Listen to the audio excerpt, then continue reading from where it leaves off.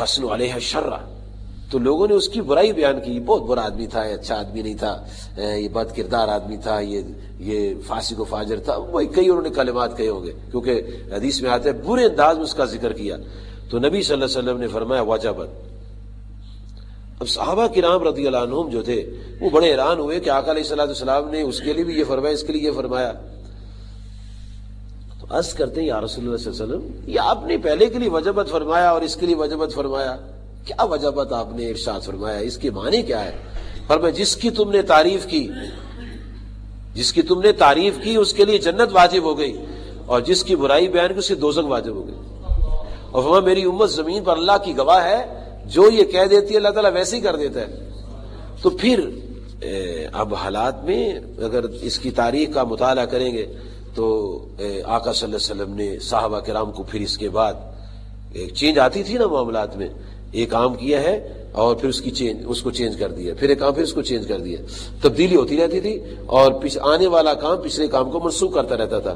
تو جناب حضرت عبداللہ بن عمر رضی اللہ عنہما سے روایت ہے، اسے سنن ابو داؤد میں امام ترمذی نے، امام بہقی نے، علامہ بغوی رحمۃ اللہ علیہ نے، امام طبرانی رحمہ نے، کئی محدثین نے اپنی اپنی کتابوں کے اندر یہ واقعہ نقل فرمایا ہے کہ آقا علیہ الصلوۃ والسلام فرمایا اذکروا محاسن موتاکم، اے لوگوں یاد رکھو اپنے مرنے والوں کی خوبیاں بیان کیا کرو، اپنے مرنے والوں کی خوبیاں بیان کیا کرو.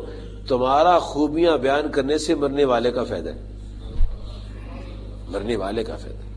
کیوں؟ کہ تم گواہ ہو اللہ تعالیٰ کے، جب تم اس کی تعریف کرو گے اس کو فائدہ ہو جائے گا. پھر احادیث میں سید عائشہ صدیقہ ہماری اماں جی حضور ام المومنین رضی اللہ عنہا روایت کرتی ہیں کہ رسول کریم صلی اللہ علیہ وسلم نے فرمایا کہ ما من میت یصلی علیہ امۃ من المسلمین یبلغون 100، کہ جب کسی ایمان والے کی نماز جنازہ میں شریک لوگ 100 تک پہنچ جاتے ہیں، یعنی 100 قریب 100 آدمی جب ایک شخص کی نماز جنازہ پڑھتے ہیں، کلم یشفعون لہ، تو وہ تمام کے تمام جو ہیں اس کی شفاعت کا سبب بن جاتے ہیں. یعنی 100 آدمیوں کی نماز جنازہ پڑھنے سے مرنے والے کو فائدہ ہوتا ہے. ایک حدیث شریف میں آتا ہے کہ 40 کا بھی فائدہ ہوتا ہے، 40 بندے کا نماز جنازہ پڑھے تو 40 کا فائدہ ہوتا ہے. مومن ہو، مومن، ہاں پیچھے کھڑے بھی مومن ہونے چاہیے، مومن کی کنڈیشن ہے، مشرک نہیں، کافر نہیں، منافق نہیں، منکرین ختم نبوت نہیں، مومن جن کا ایمان صحیح ہے. اور حضرت مالک بن حبیرہ رضی اللہ عنہ، ان کا کیا عمل مبارک تھا، کیا وہ کمال انسان تھے. امام ترمذی نے جامع ترمذی میں ان کا واقعہ لکھا ہے، جلد نمبر 1 صفحہ نمبر 200. کنز المال علامہ ہندی رحمۃ اللہ لکھتے ہیں جلد نمبر 15 صفحہ نمبر 582. امام ابن ماجہ قزوینی علیہ الرحمہ نے سنن ابن ماجہ میں لکھا ہے اس کو صفحہ نمبر 108. صحیح مشکات نے بھی اس کو نقل کیا ہے صفحہ نمبر 147 پر. کہتے ہیں مالک ابن حبیرہ رضی اللہ عنہ کیا کرتے تھے کہ آپ جب کسی جنازے میں جاتے نا تو کوشش کر کے 3 صفحے بناتے. اگر تھوڑے سے تھوڑے آدمی ہوتے، کم از کم 10 بندے ہیں، تو ایک کو امام اور 3 کی 3 صفحے، 3 صفحے ضرور بناتے ہو.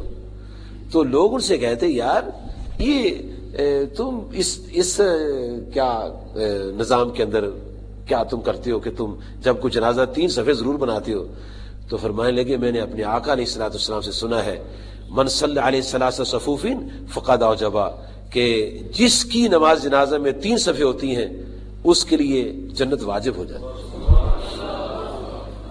اب دیکھو کہاں 100، کہاں 40 اور کہاں 3 صفحے، اور 10 کی 3 صفحے بن جاتی ہیں جی، 10 کی 7 کی بھی بن جاتی ہیں، ایک امام اور ہر سب میں 2 بندے، اور 3 بنانی چاہیے. 3 کا فائدہ مرنے والے کو پہنچتا ہے. امام بخاری رحمۃ اللہ علیہ لکھتے ہیں کہ مرنے والا فائدے تو لیتا ہے، مرنے والا فائدے بھی دیتا ہے، مرنے والا فائدے بھی دیتا ہے. یہ صحیح بخاری میں کتاب الجنائز میں لکھا ہوا ہے.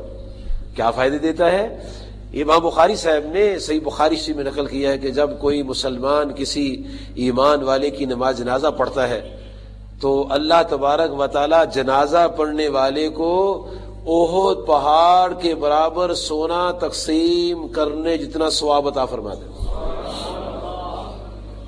لو زندہ امام کے پیچھے نماز پڑھو تو 27 اور 25 نمازوں کا ثواب، اور امام فوت ہو جائے اس کی جنازے کی نماز پڑھو تو احد پہاڑ کے برابر سونا تقسیم کرنے کے برابر ثواب۔ معلوم ہوتا ہے کہ مرنے والے فائدہ دیتے ہیں بڑا، یہ تو کتنا فائدہ ہے۔ اور پھر ایک اور آگے ارشاد ہے، فرمایا اگر اس کی قبر پر چلے جاؤ اور اس کی قبر کی منزلیں بھی بناؤ، قبر میں داخل کرو، اوپر اینٹیں رکھو یا جیسے بھی کوئی چیز رکھی جاتی ہے، لکڑیاں رکھی جاتی ہیں، پھر اس کے مٹی چڑھا دو، پھر اس کے اوپر جناب علی پانی کا چھڑکاؤ کر دو، اور پھر کوئی اوپر بوٹا لگا دو، ہے جی پودا لگا دو، کوئی جناب علی وہ پھول وغیرہ کوئی ایسے پانی چھڑکاؤ کر دو، اور اس کی قبر کی تکمیل تک وہاں رہو، تو نبی صلی اللہ علیہ وسلم فرماتے پھر 2 احد پہاڑ کے برابر ثواب۔ ابھی تو سلسلہ اور چلنا ہے۔ نبی کریم علیہ الصلوۃ والسلام تحیت و ثنا کے پاس صحابہ کرام آتے تھے اور اپنے مرنے والوں کے لیے پوچھا کرتے تھے کہ یا رسول اللہ صلی اللہ علیہ وسلم ہمارا فلاں عزیز فوت ہو گیا، فلاں عزیز فوت ہو گیا، تو آپ ہمیں بتائیں کچھ کریں تو اس کو فائدہ ہوگا یا نہیں ہوگا؟ تو نبی صلی اللہ علیہ وسلم فرماتے تم جو کرو گے نا ان کو فائدہ ہوگا، فکر نہ کرو۔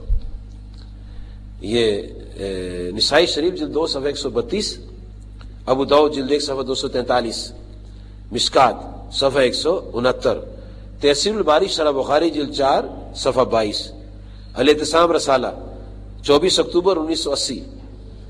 ان تمام کتابوں اور رسائل میں یہ حدیث شریف نقل ہے کیا کہ حضرت سعد رضی اللہ عنہ کی والدہ کا انتقال ہوا تو بارگاہ رسالت امام علیہ السلام حاضر ہوتے ہیں، عرض کرتے ہیں انہم سعد ماتت، سعد کی ماں جی فوت ہو گئے، فیو صدقہ تھے افضل، کون سا صدقہ افضل ہے؟ قال الماء، آقا علیہ السلام فرمایا پانی بہترین صدقہ ہے۔ تو انہوں نے کنواں کھدوایا اور کنواں کھدوانے کے بعد اس پر ایک تختی لگا دی، ہاذہ لام سعد، کہ یہ کنواں جو ہے سعد کی ماں کے لیے ہے، کہ جو یہاں سے پانی پیتا جائے سعد کی ماں کو دعا دیتا چلا جائے۔ مرنے کے بعد کنواں لگا دیا ان کے نام کا، لوگ پانی پیتے دعا کرتے تھے۔ آج کل لوگ اپنے دروازوں کے سامنے دیواروں میں وہ واٹر کولر لگا دیتے ہیں، اوپر لکھتے ہیں ہمارے والد صاحب کے صالح ثواب کے لیے، اور جن کو وہ پاک لگتا ہے پی لیتے ہیں، جو حرام سمجھتے وہ پانی نہیں پیتے، وہ کچھ اور ہی پیتے ہوں گے، پتہ نہیں کیا پیتے ہوں گے۔ بابا پانی کنویں میں ہو تو حلال ہے، اوپر آنے سے حرام تو نہیں ہو جاتا؟ جب کنویں میں تھا تو سعد کی ماں کے نام لگا، اور جب پانی باہر آ کے وہ واٹر کولر میں آیا تو میرے والد گرامی کے نام لگا ہے، تو کیا ظلم میں نے کیا؟ نام ہی لگایا نا، انہوں نے تو اپنی ماں کے نام لگایا، اور وہاں تو شہادت بھی نبی صلی اللہ علیہ وسلم کی تھی، آپ نے گواہی دی اس کی۔ اور ایسے لگتا ہے جیسے کنواں کھدا ہوگا تو اوپننگ سیریمنی بھی سرکار دو عالم صلی اللہ علیہ وسلم کے ہاتھوں ہوئی ہوگی۔ ناجائز کام ہوتا آپ کبھی نہ جاتے، نہ کام کہتے۔ جناب حضرت سعد ابن عبادہ رضی اللہ عنہ، ان کی والدہ محترمہ کا واقعہ امام بخاری صاحب نے صحیح بخاری میں جلد نمبر 1 صفحہ 387 میں نقل فرمایا ہے۔ کہتے ہیں کہ انہوں نے نبی صلی اللہ علیہ وسلم سے گزارش کی، یا رسول اللہ صلی اللہ علیہ وسلم میری اماں جی حضور وصال کر گئی اور میں صدقہ کرنا چاہتا ہوں، اور میرا دل کہتا ہے اگر موقع پر ہوتا تو میری اماں جی حضور مجھے کو صدقہ خیرات کا حکم دیتی۔